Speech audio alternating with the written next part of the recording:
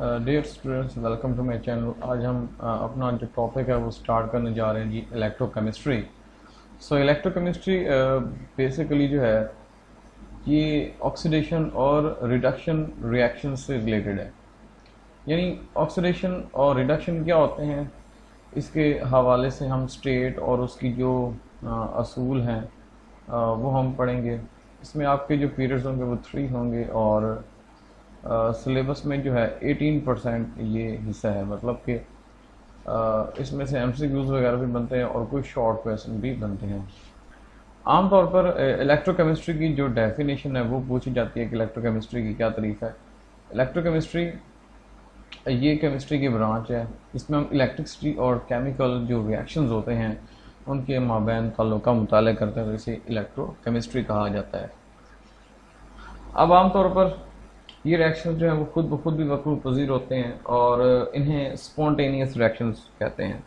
अब ये 2 मार्क्स का जो क्वेश्चन है वो अक्सर पूछा जाता है कि स्पॉन्टेनियस रिएक्शंस क्या होते हैं और नॉन स्पॉन्टेनियस रिएक्शंस क्या होती हैं। इस पर आप निशान लगा लें कि जो रिडॉक्स रिएक्शंस होते हैं जो खुद ब खुद वक़ूअ पज़ीर होते हैं, जैसे इलेक्ट्रिसिटी पैदा करते हैं या खुद ब खुद वक़ूअ पज़ीर हो जाते हैं। जैसे हम बात करते हैं स्पॉन्टेनियस रिएक्शंस की कि एक सोलर सेल है, उसको अगर इलेक्ट्रिसिटी आ रही है, सनलाइट, और वो इलेक्ट्रिसिटी पैदा कर रहे हैं, तो ये खुद ब खुद मतलब कि वक़ूअ पज़ीर होने वाले रिएक्शंस हैं। इसके अलावा या फिर वो खुद ब खुद वक़ूअ पज़ीर नहीं होते, इसमें इलेक्ट्रिसिटी जो है वो इस्तेमाल की जाती है। जैसे हम मोबाइल फ़ोन यूज़ करते हैं, इसकी जो बैटरी है वो यूज़ हो जाती है, इसमें इलेक्ट्रिसिटी यूज़ हो रही है, तो वो नॉन स्पॉन्टेनियस है, यानी वो खुद ब खुद वक़ूअ पज़ीर नहीं होते हैं। अब इसमें से डेफिनेशन बनती है कि जो स्पॉन्टेनियस रिएक्शंस हैं वो रिएक्शंस जो हैं जो खुद ब खुद वक़ूअ पज़ीर होते हैं, यानी बग़ैर किसी बैरूनी एजेंट के ये वक़ूअ पज़ीर होते हैं, तो ये स्पॉन्टेनियस हैं। और जो नॉन स्पॉन्टेनियस हैं ये वो रिएक्शंस हैं जो किसी बैरूनी एजेंट की मौजूदगी में वक़ूअ पज़ीर होते हैं। अब आमतौर पर जो केमिकल रिएक्शंस होते हैं उसके अंदर हम क्या करते हैं कि सोडियम क्लोराइड, जिसे आम नमक कहते हैं, अगर हम एक आम नमक की इलेक्ट्रोलाइसिस करेंगे तो उससे सोडियम मेटल यानी हमें एक अमलगम हासिल होगी। तो ये एक केमिकल रिएक्शन की मिसाल है। अब हम इसमें से पढ़ेंगे ऑक्सीडेशन और रिडक्शन की तारीफ। अब देखें, ऑक्सीजन का हसूल यानी कि एडिशन ऑफ ऑक्सीजन, यानी ऑक्सीजन का अगर हसूल है और हाइड्रोजन का जो अखराज है, यानी हाइड्रोजन का अखराज और ऑक्सीजन का हसूल, तो ऑक्सीडेशन है।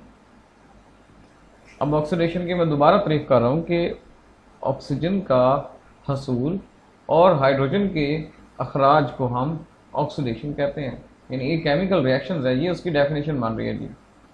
एक ऐसा केमिकल रिएक्शन जिसमें ऑक्सीजन का हसूल हो रहा है और हाइड्रोजन के अखराज को क्या कहा जाता है? ऑक्सीडेशन कहा जाता है। और किसी केमिकल रिएक्शन के दौरान अगर हाइड्रोजन का हसूल है और ऑक्सीजन के अखराज को रिडक्शन कहते हैं। और ये अमल दोनों बैक वक्त भी हो सकते हैं या एक के बाद दीगरे भी हो सकते हैं। हम मिसाल के तौर पर अगर हम देखें जिंक ऑक्साइड अगर कार्बन के साथ केमिकल रिएक्शन कर रहा है तो जिंक ऑक्साइड से ऑक्सीजन निकल जाएगी, तो ऑक्सीजन का जो अखराज है वो रिडक्शन कहलाता है। और कार्बन जो है वो CO2 में तब्दील हो रहा है, तो कार्बन ऑक्सीजन हासिल कर रहा है, तो ऑक्सीजन का हसूल ऑक्सीडेशन कहलाता है। और दूसरी जो मसाल हम हेल्प लेंगे वो ये है कि जो हाइड्रोजन सल्फाइड है वो तब्दील हो रहा है किस में? सल्फर में। तो ये हाइड्रोजन का खारिज कर रहा है, तो ये क्या कर रहा है? ऑक्सीडेशन कर रहा है। और अगर क्लोरीन क्या कर रहा है कि हाइड्रोजन का हसूल कर रहा है, यानी ये रिडक्शन कर रहा है कि जो हाइड्रोजन का जो हसूल है वो रिडक्शन है और ऑक्सीजन का हसूल ऑक्सीडेशन है। हम सिंपली यहाँ पे ये डेफिनेशन याद कर सकते हैं। अब हम इलेक्ट्रॉन के हवाले से देखेंगे कि ऐसा रिएक्शन किसी एटम या आयन में से इलेक्ट्रॉन का निकल जाना ऑक्सीडेशन कहलाता है। मिसाल के तौर पर जिंक है, जिंक क्या कर रहा है कि 2 इलेक्ट्रॉन दे रहा है, तो इससे क्या बनेगा? Zn2 पॉजिटिव बनेगा। यानी कि अगर हम देखें तो ये जिंक है, जिंक क्या कर रहा है कि 2 इलेक्ट्रॉन लूज कर रहा है, तो यहाँ पे ये Zn2 पॉजिटिव बनता है और प्लस 2 इलेक्ट्रॉन निकल जाते हैं। तो अगर इलेक्ट्रॉन का अखराज है तो ये क्या कहलाएगा, ये ऑक्सीडेशन कहलाएगा। और अगर किसी भी इलेक्ट्रॉन का हासिल करना, ये कहलाता है रिडक्शन कहलाता है। मिसाल के तौर पर क्लोरीन है, ये इलेक्ट्रॉन हासिल कर रहा है तो फिर क्या बन रहा है, Cl नेगेटिव बन रहा है, तो ये रिडक्शन।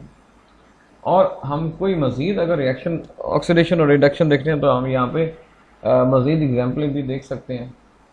उसके बाद हम यहाँ पे कुछ कवायद वगैरह पढ़ेंगे कि अगर आज़ाद एलिमेंट है तो आज़ाद में क्या होता है, ऑक्सीडेशन नंबर 0। यानी अगर एक एलिमेंट ऐसा है जो कि आज़ाद हालत में है तो उसका ऑक्सीडेशन नंबर 0 होगा। मिसाल के तौर पर Zn, अगर ये आज़ाद हालत में खड़ा है तो इसका ऑक्सीडेशन नंबर 0 है। इसके अलावा अगर ऐसा आइन जो कि एक ही एलिमेंट पर मुश्तमिल हो, यानी आइन है और एक ही एलिमेंट पर मुश्तमिल है, मिसाल के तौर पर अगर हाइड्रोजन एक ही एलिमेंट है और इसने एक इलेक्ट्रॉन जब वो लूज़ कर लें, तो अगर ये इलेक्ट्रॉन लूज़ कर रहा है तो फिर क्या होगा कि ये ऑक्सीडाइज करेगा। मिसाल के तौर पर अगर ये इलेक्ट्रॉन दे रहा है, अब H पॉजिटिव बन रहा है प्लस 1 नेगेटिव बन रहा है, तो दे रही है, तो इसने क्या, इसका ऑक्सीडेशन नंबर वही होगा जो इसके ऊपर चार्ज होगा। मिसाल के तौर +1 चार्ज है तो वही होगा। अब Cl नेगेटिव 1 है, उसके ऊपर वही होगा। Zn2 पॉजिटिव है, उसके अंदर वही चार्ज होगा। और ऑक्सीडेशन नंबर उसी तरह की होगी जैसे मुख्तलिफ एलिमेंट्स हैं। मिसाल के तौर पर ग्रुप ए है, अब ग्रुप ए है तो उसका ऑक्सीडेशन नंबर +1 है। ग्रुप 2 है तो उसका ऑक्सीडेशन नंबर +2 है। ग्रुप 3 है, ग्रुप 3 जो है वो असल में बेसिकली तौर पर 13 है और ग्रुप 15 में ऑक्सीडेशन नंबर 3 है। और इसके अलावा जो ग्रुप 16 में 2 है और ग्रुप 17 में -1 है और ग्रुप 16 में -2 है, ग्रुप 3 में या ग्रुप 15 में -3 है। तो इसी तरह जो ऑक्सीडेशन नंबर होगा वो उसी के ऊपर चार्ज होगा। अगर कोई फ्री स्टेट में पाया जाता है या फिर अगर कोई हाइड्रोजन का जो है ऑक्सीडेशन नंबर तो बेसिकली तौर पर 1 होता है, लेकिन अगर मेटल हाइड्राइड की बात करें तो उसमें ऑक्सीडेशन नंबर -1 हो जाता है। मिसाल के तौर पर अगर यहाँ पे हम लिख देते हैं NaH, बेसिकली तो यहाँ पे होता है NaOH गिना जाता है, लेकिन यहाँ पे क्या होगा कि NaH। अब NaH में यहाँ पे क्या होगा, Na पॉजिटिव होगा प्लस यहाँ पे H नेगेटिव होगा। तो इसका मतलब है कि इलेक्ट्रॉन हासिल भी कर सकता है और अखराज भी हो सकता है। वैसे तो ऑक्सीजन का ऑक्सीडेशन नंबर तो क्या होता है भाई, -2 होता है, बट लेकिन पेरोक्साइड में -1 है और OF2 में +2 होती है। ये कभी कभार होता है। अब इसमें जो इलेक्ट्रोनेगेटिविटी वाले एटम का ऑक्सीडेशन नंबर भी नेगेटिव होगा, यानी जो इलेक्ट्रो पॉजिटिव होगा उसका ऑक्सीडेशन नंबर पॉजिटिव होगा, जो इलेक्ट्रो नेगेटिव होगा अब उसका ऑक्सीडेशन नंबर नेगेटिव होगा। और तमाम एलिमेंट्स के जो ऑक्सीडेशन नंबर हैं उनका मजमूआ 0 होता है, जो न्यूट्रल होते हैं। अब ऑक्सीडेशन नंबर का मजमूआ ये चार्ज के बराबर होगा, यानी आइंस में जो ऑक्सीडेशन का मजमूआ है वो आइंस में चार्ज के मुताबिक होगा। नेक्स्ट है ऑक्सीडाइजिंग और रिड्यूसिंग एजेंट। अब ऑक्सीडाइजिंग और रिड्यूसिंग एजेंट क्या होते हैं कि इलेक्ट्रॉन लेकर उसको ऑक्सीडेशन करते हैं। ऑक्सीडाइजिंग एजेंट क्या होता है कि जो उसकी ऑक्सीडेशन करता है, यानी किस चीज़ की ऑक्सीडेशन करे उसे इलेक्ट्रॉन ले, तो इलेक्ट्रॉन का जो अखराज है वो तो ऑक्सीडेशन होता है। इसी तरह अगर वो इलेक्ट्रॉन लेकर खुद को रिड्यूस करे तो वो ऑक्सीडाइजिंग एजेंट है, यानी दूसरों को तो ऑक्सीडाइज कर रहा है, दूसरों को ऑक्सीडेशन कर रहा है, दूसरों की ऑक्सीडेशन कर रहा है और खुद को जो है रिड्यूस करता है, खुद को रिड्यूस करता है इलेक्ट्रॉन लेकर, लेकिन दूसरों को ऑक्सीडाइज कर रहा है जी। तो ये ऑक्सीडाइजिंग एजेंट होता है। जैसे नॉन मेटल्स हैं, नॉन मेटल्स जो हैं वो इलेक्ट्रॉन्स लेने की सलाहियत रखते हैं, तो वो इलेक्ट्रॉन एक्सेप्टर होते हैं, तो इलेक्ट्रॉन लेकर वो खुद को रिड्यूस करेंगे, तो वो ऑक्सीडाइजिंग एजेंट है। इसके अलावा जो रिड्यूसिंग एजेंट होते हैं वो किसी शय को तो रिड्यूस करते हैं, लेकिन वो खुद को इलेक्ट्रॉन खारिज करके ऑक्सीडेशन करते हैं, यानी इलेक्ट्रॉन का निकल जाना वैसे क्या कहलाता है, बेसिकली तौर पर वो कहलाता है ऑक्सीडाइज, यानी किसी इलेक्ट्रॉन का निकल जाना ऑक्सीडेशन है। और वो भी रिड्यूसिंग एजेंट कहलाता है। किसी एटम से इलेक्ट्रॉन निकल जाना भी क्या कहलाता है, वो भी रिड्यूसिंग एजेंट है, क्योंकि उसके पास जो भी मेटल्स होते हैं वो एक रिड्यूसिंग एलिमेंट्स होते हैं या रिड्यूसिंग एजेंट होते हैं। यानी जो मेटल्स होते हैं ये क्या करते हैं, इलेक्ट्रॉन देने का रुझान रखते हैं, तो ये लेकिन जो मेटल्स होते हैं ये इलेक्ट्रॉन खारिज करने का रुझान रखते हैं, इसलिए ये रिड्यूसिंग एजेंट होते हैं। और रिड्यूसिंग एजेंट क्या होता है कि इलेक्ट्रॉन देकर वो किसी शय को तो रिड्यूस करता है लेकिन खुद को ऑक्सीडाइज कर रहा है, तो वो रिड्यूसिंग एजेंट कहलाता है। अब ऑक्सीडेशन और जो रिडक्शन रिएक्शंस होते हैं इसके थ्रू से हम कैसे मालूम कर सकते हैं कि वो ऑक्सीडेशन है या रिडक्शन है। तो इसी तरह हम क्या करते हैं, जो ऑक्सीडेशन स्टेट है इसको हम रिडॉक्स रिएक्शंस भी कहते हैं। अब जो सवाल पैदा होता है कि रिडॉक्स रिएक्शंस क्या होते हैं। अब रिडॉक्स रिएक्शंस क्या होते हैं कि एक ऐसे केमिकल रिएक्शन जिसमें अशिया की ऑक्सीडेशन स्टेट तब्दील हो जाए, तो ये रिडॉक्स रिएक्शंस कहलाता है। इसकी मिसाल क्या है कि ये ऑक्सीडाइजिंग और रिड्यूसिंग एजेंट्स पर मुश्तमिल होते हैं। सबसे पहले जिंक की मिसाल लेते हैं। जिंक प्लस HCl है तो जिंक ZnCl2 बन रहा है और H2O बन रहा है, पानी बनता है। इसमें क्या होता है, अब देखें कि जो जिंक है पहले ये फ्री फॉर्म में था तो इसका ऑक्सीडेशन नंबर 0 था, ठीक है। जिंक फ्रीली फॉर्म में तो 0। अब जिंक क्या कर रहा है कि Zn2 पॉजिटिव बन जाता है, मतलब इलेक्ट्रॉन दे देते हैं ना। अब अगर वो इलेक्ट्रॉन देगा तो वो क्या करेगा, ऑक्सीडेशन करेगा, और HCl में जो H पॉजिटिव है वो क्या करेगा, वो रिड्यूस करेगा और ये इलेक्ट्रॉन हासिल करके वो स्टेबल हो जाएगा हाइड्रोजन एटम या हाइड्रोजन एलिमेंट। और जो HCl है उसमें क्या होगा कि Zn जो है वो रिएक्ट कर लेगा किसके साथ, क्लोरीन के साथ, तो ZnCl2 बन जाएगा। सो फ्रॉम दिस रिएक्शन अब देखें ये जिंक है तो वो इलेक्ट्रॉन क्या कर रहा है कि इलेक्ट्रॉन जो है वो यहाँ पे ZnCl2 बना रहा है, ठीक है। तो जिंक तो कर रहा है जी ऑक्सीडेशन, क्योंकि जिंक इलेक्ट्रॉन दे रहा है, जबकि क्लोरीन जब वो रिडक्शन कर रहा है इलेक्ट्रॉन ले रहा है, यानी वो खुद को रिड्यूस करेगा।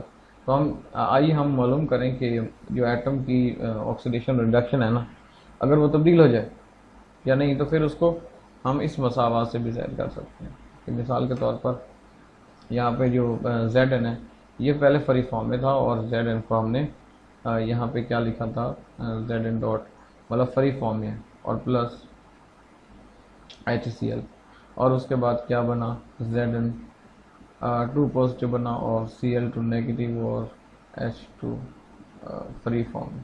तो इसका भी इसका ऑक्सीडेशन नंबर 0 है, और सॉरी भाई इसका ये जो है ऑक्सीडेशन, क्योंकि यहाँ पे वो फ्री स्टेट में है तो 0 है। इसके अलावा हाइड्रोजन और ऑक्सीजन के मिलने से भी पानी बना है। तो हाइड्रोजन जो है, हाइड्रोजन क्या करता है कि H पॉजिटिव आइन बनता है और OH नेगेटिव आइन, मतलब कि इस रिएक्शन में तमाम एटम्स और इसके जो ऑक्सीडेशन नंबर हैं, पहले हाइड्रोजन और ऑक्सीजन जो है वो फ्री फॉर्म में होते हैं और फिर बाद में ये स्टेबल होने के लिए इलेक्ट्रॉन लूज करते हैं। तो इसी तरह यहाँ पे जो O इलेक्ट्रॉन खारिज करके उसकी पहले उसकी क्या थी, 0 ऑक्सीडेशन थी, तो इसने O इलेक्ट्रॉन जो है वो निकाले हैं, यानी कि ऑक्सीजन ने O2 नेगेटिव निकाले हैं प्लस। अब देखें O2 नेगेटिव निकाले हैं और 2 इलेक्ट्रॉन देकर, अब 2 इलेक्ट्रॉन देकर उसने O2 नेगेटिव, इसमें क्या होता है कि ऑक्सीडेशन और रिडक्शन में जो O मालिक्यूल है वो क्या कर रहा है कि जो 0 ऑक्सीडेशन 0 से वो -2 में तब्दील होगा। तो O जो है वो क्या है, वो ऑक्सीडाइजिंग एजेंट है। और इसी तरह हाइड्रोजन है वो खोल कर मतलब कि वो इलेक्ट्रॉन खोकर जो है 0 ऑक्सीडेशन स्टेट से +1 ऑक्सीडेशन में वो तब्दील होगा, तो हाइड्रोजन ऑक्सीडाइज होगा और H जो है वो बतौर रिड्यूसिंग एजेंट अमल करेगा।